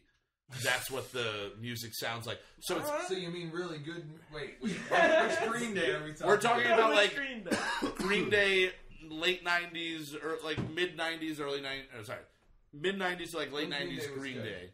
Good Green Day mixed with like early Strokes. Ooh, that's it's fun. It's weird. It sounds like '60s, '70s. It's called Foxborough Hot Tub. They just wait. So it was the same. It's Green Day. It's the 3 of them, and then the touring guitar player and one other dude stepped in to play like keys at one point. But they just decided that they needed to after American Idiot, they had to figure themselves out, and they went off and they did that. Do you think this? Do you like that? Like you wish that Green Day had just done No, that? if they had released that as Green Day, it would have been a horrible album because it's not Green Day in the way that American Idiot is not Green Day. They were smart enough at least to be like, let's just do this weird thing. And I wish that they had just stopped being Green Day and just done that, or just been another band altogether. But something has to pay for that. Yeah. So they got to that point where it was like, you can be here, or you can continue fighting here. You know? But you know what? I mean, the Police existed, and then Sting went, okay, peace, I'm out. I'm going to do my own music my own way. He didn't just drag along the rest of the band forever, ruining their name. He went, we're done, I'm going on. Billy Joe Armstrong could have done that. If Kurt Cobain hadn't have died, he might have done that. Like gone like an Elliott Smith route, where you're just like, it's just me and this is what I do. Eddie Vedder did that. Like he went. Kevbo has a side project where they're just instrumental called the Sacrifice Poles. Okay, they actually did a re-release of that last year. It's crazy. And it's Kevin, but it's all instrumental. There's no vocals on it whatsoever. Did we talk about that in the Cave-In episode? I think we haven't even got to that. We need to edit that back into that So I'm one. going to mention it edit now. Yeah, real quick though, what you're saying. So here's what I wonder. Still in the early 90s was still record labels controlling shit. Yeah. So like, I wonder if Green Day, like, it almost felt like, I love when a band progresses and you love them for progressing. I wonder if a lot of that was like really pushed by the record label. For them to put out an album a certain way. Records. Yeah. And by that point, they just kind of gave up and were like, okay, what do you guys Well, it had been 4 years since they released an album. You look between 1992... That's the thing. Nirvana would have gone to obligations, yeah. I mean, I know all the conspiracy theories of his death, but if he did kill himself, I can understand the pressure because I feel like if they were getting into their third, fourth, fifth albums... He gave everything he hated. He would become. He would want to naturally progress, but he wouldn't be able to do that because the record label would be saying, "No, do Nevermind again, do that again." And Green Day, honestly, I don't think that they tried to do that at all. I don't think they tried to keep writing themselves. I think they tried to mature. Maybe it was forced in some way. They wanted to go in a certain direction, but I think Warning they matured right there, and it's a great album because of that. 4 songs off of it are the last 4 songs on International Super Hit. So they do make it's a great album, but it was between 92 and 2000 they put out 4 or 5 great albums, like that are fun albums, and then that thing happened 4 years later. You waited 4 years and you got American Idiot. Yeah. Like that sucks. That was American Idiot is on par with Make Believe by Weezer. I kind of feel like how much you're just like, I wasn't a Green Day what fan, the hell did you do? Because I feel like they wanted and it sucked. I feel like that's you're saying maybe they purposely tried to do something to piss off the record label by changing their sound. No, I mean you could even wonder. That'd be sad if they it's purposely were like, we're gonna write a really shitty album. That's the only thing I can think of that's closest, like as an AFI fan, when Crash Love came out, and just being like, wow, this is absolutely the worst thing you could have pretty much made there. AFI.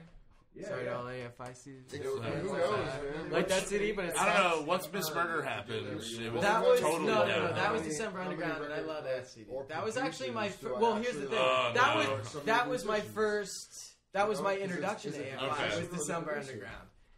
So it's kind of hard. Like I have a whole different because like I listened to that, and then I learned about Black Sails in the Sunset, and then it was Sing the Sorrow, and then I was just like, well, there's my money shot right there. Oh hell yeah! That's like my life for fucking. But back, I mean, that's with another like fall band. Morning Star. Morning Star is one of my favorite songs of all time, and then God Called in Sick Today is a phenomenal. I mean, I mentioned Davey Havoc earlier, but you know that's another band that kind of goes in that early on that just kind of fuck with people punk rock mentality, which is fucking Total Immortal, man. Listen to that and then listen to anything. I love that. Total. That's actually all. No. That's the only one I like. That one. That's a good song. But I think that again kind of goes back to the times thing. That was also in the 90s. It was that pre 9/11 world, and then you have a couple of years of where you can't really do anything. And then looking at Green Day, post 9/11, they didn't release an album for 3 years.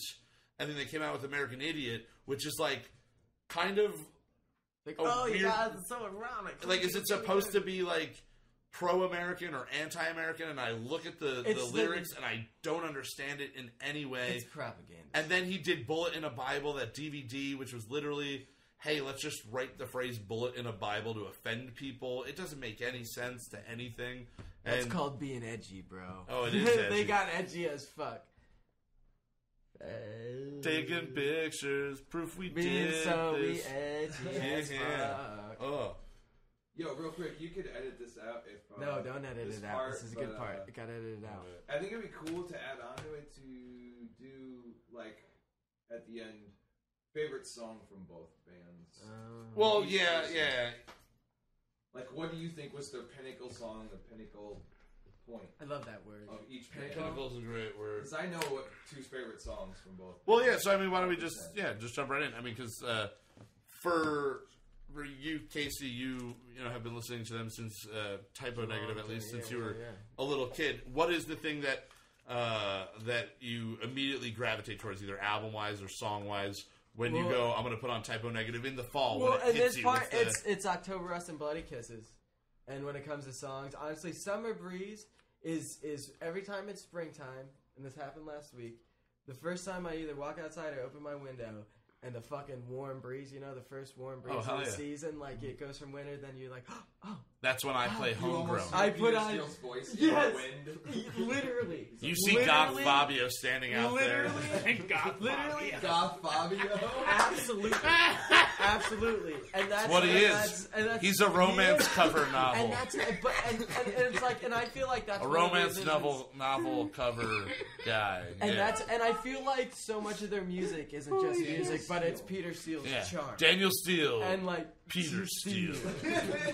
Actually, his nephew. That's not true, but it would be cool. Is it Daniel or Danielle Steele? Danielle. It's a woman? Yeah, I used to read Danielle Steele shit. Wow, my mother read them. Had a whole fucking lot of them. It's creepy. Did your mom just leave Danielle Steele novels lying around and you just be like, this is pretty good? And then this is pretty good. And then he thrust his member. Dude, I was like 10, 12 years old reading fucking Danielle Steele novels. Rich can describe boobs real good. Supple, hanging like a bag of pears. Oh, she lunged into his crotchal region. Yep. Crotchal region. Crotchal, that's what they say, man. Is that crotchal area right here. And what she found disturbed her greatly. It was Peter Steele's dick. It was beautiful, with sweat glistening. Oh, Lord. In the afternoon sunlight. So, okay, you say you go Peter to... Steele's cock? Peter Steele's That's what we're talking about. You say you go to the... Somebody send this to Typo Negative, the surviving band, so they can listen as type. That's actually be terrible. Peter's, like, you know... The Peter Steele. So wait. I'll say Peter's. Okay, Peter. so Peter If it Steele's wasn't for yes, he's been dead for since 6 I worked years. at like fucking Spencer. I'll be honest. I never knew how that happened. Like what? OD. He It wasn't OD. Okay. I heard something like aneurysm, but usually Something that else. means I drug mean, related. it is. Listen, like I said, listen, I know their music is You got a very pouch obvious of bad that- blood.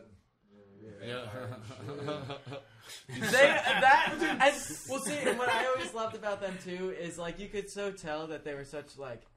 Not like macho guys, but like so much of it is they were just trying to get laid. Yeah. And they did. Oh yeah. And they could have fun with it, and I think that's what makes those songs like it just classics. Yeah. But those two albums. I know are the that's a ones small that percentage of us that It's think a that, but macho like way to of me, it being like, yeah, I could totally accept. That's but like no, it's a macho way of being like, girl, I will talk your goddamn pants off because of this fucking deep ass voice and these sweet ass words. And this gorgeous fucking hair. Yeah, he was pure Fabio. sex. It's New York City. They were Brooklyn, dude. You know He's what I mean? wearing all leather. I really like that. It's a perfect. That's what he looks like. Yeah. But don't you agree? Like, if a girl was like, "Ooh, put something sexy on," that's like the okay guy band to put on. Like, she's like, "Oh, put some like." I don't know. I think if I was laying with a girl, I'd put on. That's like that was the '90s. Like, Barry White. Typo Negative. I You put on fucked up Barry so White bad or when I was Typo younger. Negative. You probably get down to some October Rust. No, if I could find a woman I could do that with, then I could get married. Literally. Now, Kevbo. If you have passionate sex with me, 2 October Rust or Bloody Kisses, like literally, alright, there it is. That's all I need. So those are the two albums You could for be you. a man I mean, too, or a chick Kev, with a dick. Kev, you listened in high school. You said It's that it was coming out. Bloody Kisses, and it's Black Number 1. Yeah. And what do you call it? Summer Breeze. Summer Breeze. It's one of the first Summer Breeze guitar is licks I pinnacle ever learned. song. It's just too perfect. Green It's Day. great. You have to do Green Day. Oh, I do Green have to Day do also Green Day. would be Basket Case. I know that's like cliche as fuck, but that song. No, it's one of the most perfect songs. And Dookie, so like, that's like all saying of I these- like the Ramones, and I don't want to say I want to be sedated. It's my favorite song, Right, but right. fuck you, it's a great song. You can't knock them for their best The thing video they did. too. Like Yes. in the mental Yes. institution, I just love the way it's Yeah, the shot, video is everything amazing. shot, like, Wheeling in like, Trey Cool forest. on the in the wheelchair is like the funniest thing. Like they wheel him right up to the drum set right after the start. Yep. Just starts like cool moment. Justin, I mean, you had the Typo Negative stuff, and when you were younger, you listened to that. Yep. Bloody Kisses. Like this. It's Yeah. pretty easy. Yep. It's pretty. It's any Well, typo no, it's just fan the is gonna eeriness say of the those album. So two do you two think- answers. When I first listened to Typo Negative, it was just the eeriness. You didn't hear the vocals. Like, I don't know. It was just It's a mood thing, right? It's definitely Well, it's and it's mood for those music who at its fucking love best. October nights, sitting in a goddamn cemetery drinking. I will wine. say that one song that says You know about cliches. Happy Halloween, that whatever that song. I forget what it was. That's definitely what I'm going to be quoting on Facebook come this Halloween. I don't know. It's a song about Halloween. Rich, Are we talking about the Tim Burton? Are we talking? This is Halloween. No. There's a song. Typo song? Yeah, that just says "This is Halloween" over and over again. Oh, Not over and over again, but a couple of times. Before Christmas. I was. Well, that's why I was not like, at all. wait, what? I don't know. I'm a horrible fan, man. You picked the wrong guy to do typo. Yeah, I think our last Halloween party we had all of October Rust on. Really? Fuck yeah. That was in It's there at some literally point. as long as you put on October Rust or Bloody Kisses to like play that for a group of people. As long as they're sitting around a bonfire at night, they'll like that. Yeah, you just Yeah. hear his voice. Literally, it is so haunting, and you literally hear it on the wind.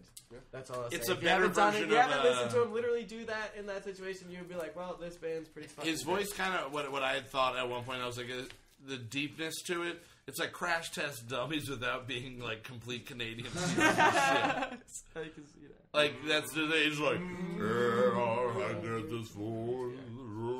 But It's impressive Well, how low it's his beautiful. voice is. it is. voice. And then And who it's is there another it's elegant. vocalist? It's Is there unreal. another vocalist within the I band? think Because it's there are either higher parts. there are definitely there is definitely the other. I don't know if it's drummer or other guitarists, but yeah, Yeah. there's definitely the other guys. Well, a funny thing about you mentioned the drummer. The drummer there was a drummer for the first 3 albums, and then he left in '94, and then Johnny whatever guys, I don't know, Johnny Kelly or Johnny come fucking lately Johnny over come here. fuck himself on the drum set. He never played on an album until their last album.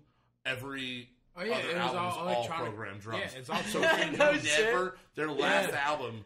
Dead Again is the only album that has him actually playing drums on. But that's how they That's have cool, such I great know. drum sounds because they're all programmed. I didn't even drums. realize that. I didn't really come to my attention. Yeah, everything's done electronically. Yeah, That I sounds didn't. So I don't look for that. That's why I'm the not drums a are so drummer, simple. So, That's why yeah. everything is just like. You know, like Yeah. there's no drummer plays like that. No, It's just not how. I mean, obviously he does live. He's got to imitate that. Tons of reverb. Yeah, on the yeah. drum. Did you ever get to see them live at all? No, my brother did when he was younger, but no, I was. Did they still tour pretty much like throughout like a lot of their career? I'm pretty sure. I'm sure they toured up until he died. Yeah. Would be my guess, because they were never that band like Green Day where they made the billions of dollars. But they definitely made enough that I'm sure. Hopefully, Yeah. that they lived. Well, they were on comfortably. Roadrunner Records.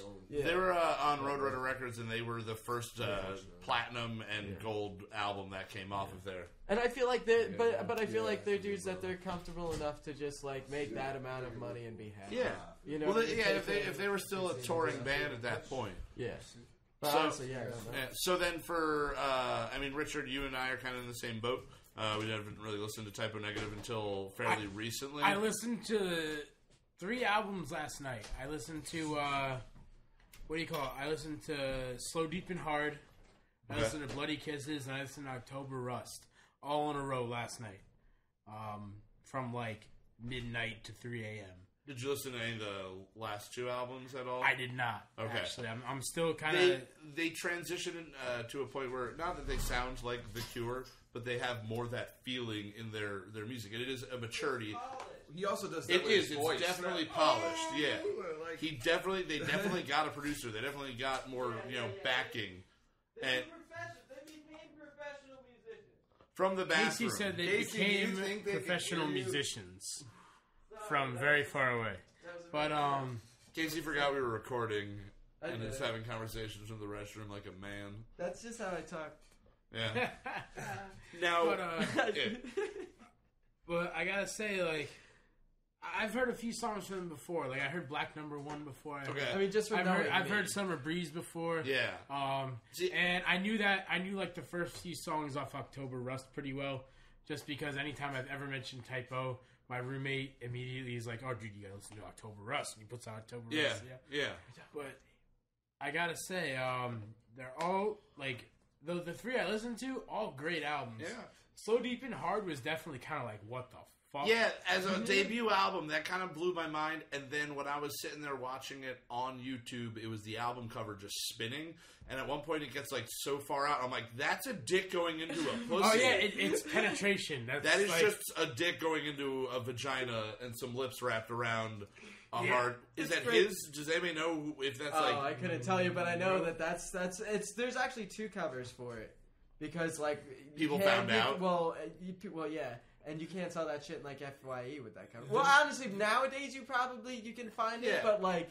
I was going to say, you know what I mean? The newer one, they actually cleaned the picture up a little bit so you can see it better. That's weird. I was looking at it, and at the original angle, I'm like... I think it's like a naked, frumpy dude, and he's like, or it just looks like an abstract painting or something of just like a couple of colors and shapes. His little puff above his wiener. That's what I thought it was. That was the thing back then, you know. You're like, dude, like Mayhem, like their album cover is, their band members like exploded head. Yeah, or just like a real close up on somebody's like. What we never talked about was fucking World Coming Down. I'm pretty sure that's their best of CD. That's their best of. No, I think that's just an actual album. That's an actual album. That CD is also one that you should listen to. I listen to that. No, it's the album. It gets really dark on that album. That's World Coming Down is like, that is when his life is kind of coming to shambles. Yes. He's like, there's no longer like romanticized goth, you're a pretty boy, let's have sex and have fun and everything. Like, no, it's like when the 90s hit 80s hair metal. It's like when hair metal tried to go into the 90s. And our generation was like, nah, bro. Good thing bringing that up, because probably one of my favorite things that they've done is they cover the Beatles' Day Tripper at the end of that album. Yes. And I heard it, and I was just like, I forgot about that. I was like, oh no, this is going to be terrible. He starts singing, I'm like, okay. And then the other vocals come in, and I'm like, oh, okay. They really fucking did this song up. It's actually, it's a third the speed. It's still got the doom, doom, doom, doom, doom, doom. And he's playing bass. That's what I always loved too. Is he was a fucking real slow bassist, man. He had the strap that was a chain. I always he used that painful as fuck. Because he's a Peter goddamn Steele, man. He was a goddamn man. His last name was Steele, and he lived Steele. up to it. Every fucking letter in that name. Kind of rules. Out of all 3 E's. I have a lot of appreciation of music that I've liked over the years, and even like right now. But you don't hear often is a baritone singer. Yeah. It's hard to do. Like, I made the joke earlier about Crash Test Dummies. Like, it reminded me of that because you don't have many guys. You don't get... You have to catch somebody. When I was younger, when I was and taking vocal lessons, my vocal coach was, like, so mad because my voice started changing. And damn you, puberty. He was like, bass and baritone vocalists don't get paid the big money. Tenors get paid the big money. Yeah, you were in like singing voice choir style stuff, Richard. I did that stuff growing up. Everybody was like, "Oh, like the high pitched voice, you got to keep that." And I'm like, I don't know. Johnny Cash is fucking baller as shit. He got to do a lot of drugs. Yeah, and sound like that. And they do have, like you said before. It's all about the drugs with them. His voice sounds like drugs. It's not that. It's because of the drugs that he could get. Because to me, it's not only that it's baritone. It's the emotion that's in it. Oh yeah, and you listen to those songs, and like I said, My Girlfriend is set to this like upbeat, like my girlfriend, girl. You know what I mean? Like you're jamming out like it's a party drinking song, but like it is sad as fuck. It is sad as fuck. It has the same feeling and you can as hear Elvis. Yes, absolutely. Like that's where I say where like he was a fucking rock star, because to me a rock star is somebody, whether or not I like the genre of music, that can connect with me on that fucking emotional level. Yeah. Where I'm like, fuck, alright, bro, I know what you're talking about. But being able to write a song that sounds catchy and fun, that when you read the lyrics is dark and sinister, that's why I always loved Roy Orbison. He does that so well in his music. He writes happy-sounding music that's really sad. The Cure did that really well. Yep. And then even with the Beach Boys, with Pet Sounds, God Only Knows is the most misunderstood song of all time. The lyric is... If you should ever leave me, life would go on, believe me. And people are playing it at their weddings? Yeah. Like, my sister asked me to put together a playlist for her wedding last year. I was on Spotify, and she's like, and put God Only Knows on there. And I was like, I'm not putting God Only Knows on there. Read the lyrics and then tell me you want me to put this song. It's an anti-love song. Yeah. Why would you do that? But that seems like My Girlfriend's Girlfriend. When I was listening to it, I was like, and I'm like watching the videos, like two like hot chicks about to make out like every 3 seconds, and it just keeps cutting away. It's kind of frustrating as all hell. But it was a fun song, and then looking at it lyrically, it is far from what you feel when you're listening to it, and that's something that like the duality there. It's like is, Born is in the awesome. USA. And it's not a pro-American song. Listen, go ahead and read those lyrics and then tell me you want to play that at your fucking rallies. Yeah. Well, just the part that says "Born in the USA." Well, know? exactly. Yeah. I'm sure in Russia they play "Back in the USSR" all the time, all day, because it's a really, really uplifting song about their country. So now with, I mean, we said a little bit before. You said with Green Day, it's basket case for you. What was you said? 22, Kasey. When you listened to the first time, really to like this style stuff. Yeah. What if you were to listen to Green Day? Here's my piece on Green Day. Green Day is the band of when I'm listening to the radio, and I got 3 or 4 different radio stations I listen to because I don't listen to commercials. That Green Day will beat any song that's like a classic rock, 80s, 70s song. You get Longview Come On, you get Basket Case. Yeah. And that's always Welcome been my, to Paradise. honestly, that's been my most exposure to Green Day is them being played on the radio for my entire fucking life, my whole fucking But it's a song on the radio that you don't change the station because exactly. of. Where It's I your used to, classic when I rock. was younger, I would change that and I'd be like, fucking I'll listen to AC/DC over Green Day. Not anymore. Okay. You know? Now I know Richard, for you, it's pretty much Dookie is like the. It's in my top 10 albums of all time, maybe even my top 5. It's just for me, it's springtime. It's fun. It's definitely it's great walking around music. I'm just like I'm in a great mood. I got change in my pocket. I'm gonna get some gum. Dookie, Insomniac, and Nimrod. Yeah. Like anything off those Nimrod, three, I like. know it and I love like it. Nimrod. You really could get away with having those 3 albums and international super hits and not needing to look at anything else, even though some songs repeat. But yeah, Dookie, Nimrod, Insomniac, start to finish, are phenomenal. Amazing albums. Phenomenal. All 3 of them, like, they killed it. Again, I loved Warning. I love Warning, but you really do have the 4 best songs.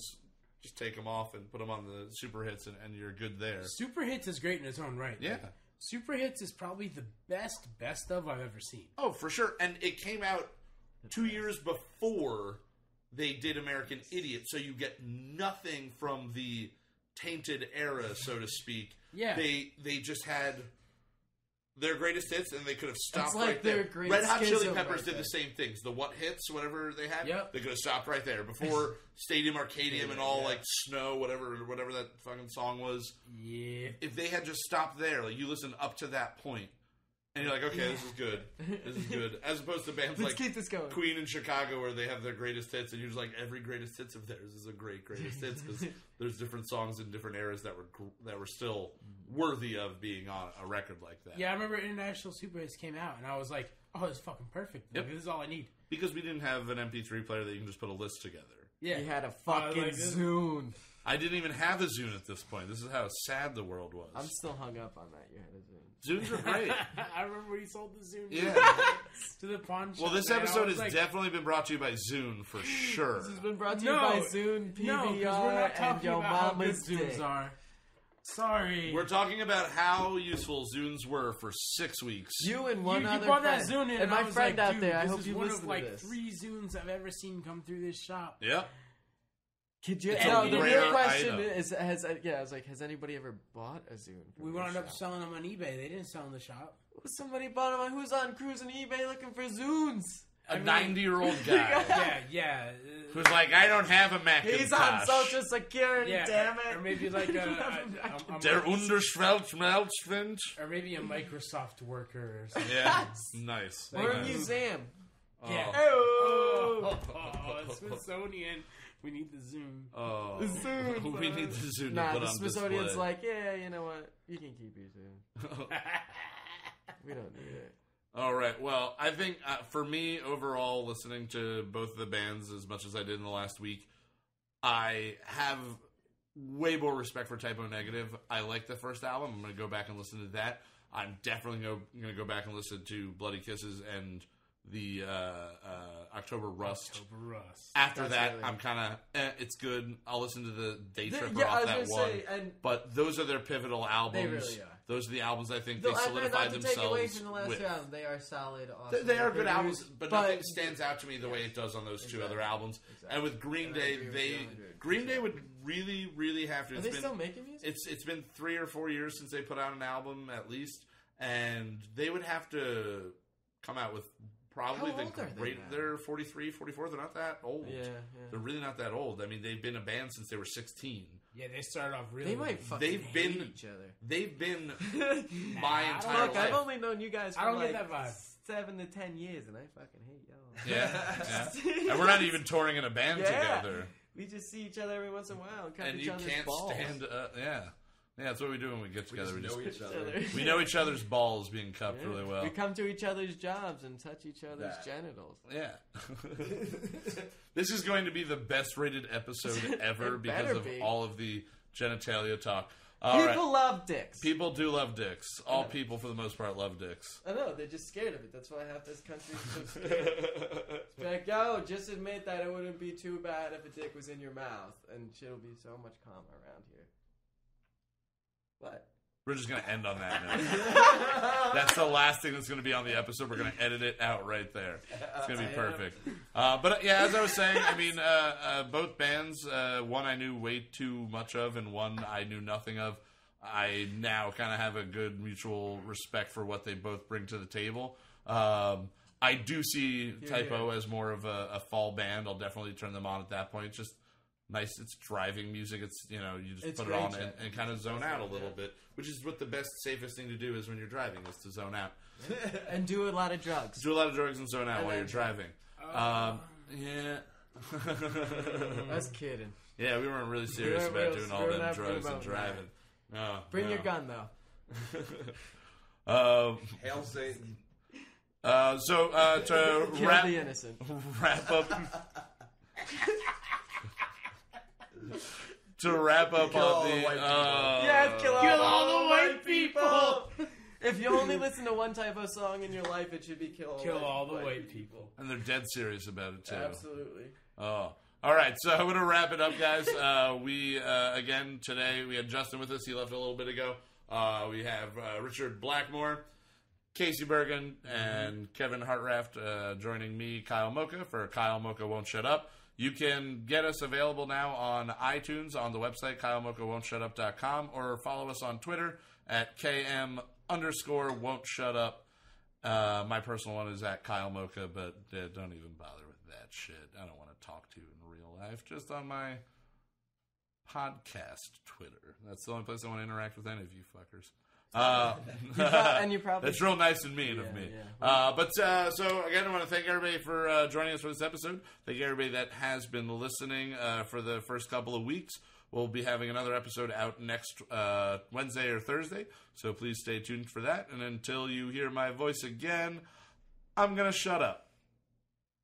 Bye.